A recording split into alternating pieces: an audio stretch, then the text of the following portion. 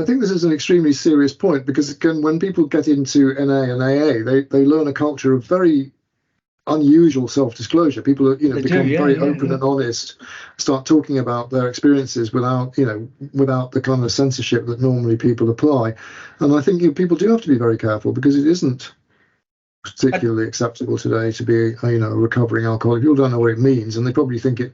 There was a chap called T.D. Crothers. Have you ever heard of him?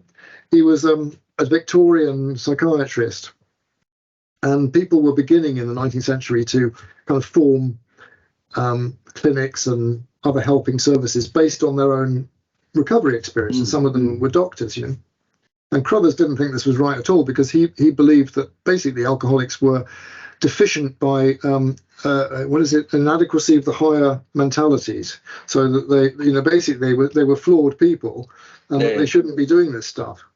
I don't think I gave an exact quote there, but it was more or less that gist. And I think that's probably quite widely held, that if there was, if you've got a history of addiction, there's something wrong with you, and you're not altogether to be trusted.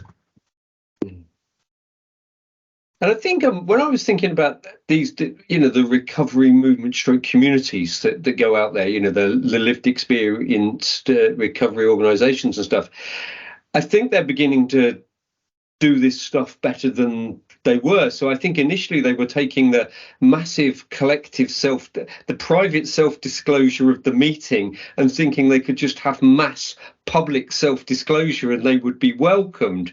And I think there's been a little bit of a retraction in which they still do all of that mutual self-disclosure in the meeting space, but a bit more of the public space they go in. They're just actually trying to just go about their business and actually will only really say, oh, we're a bunch of recovering addicts if asked, rather than advertise it up front, if you know what I mean, yes? I think finding the balance is quite interesting because, of course, you can always find an audience that kind of applauds and understands people who've gone through this adversity and kind of come out the other side.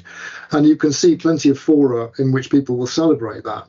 Yeah. But, in general society, that's actually a different thing.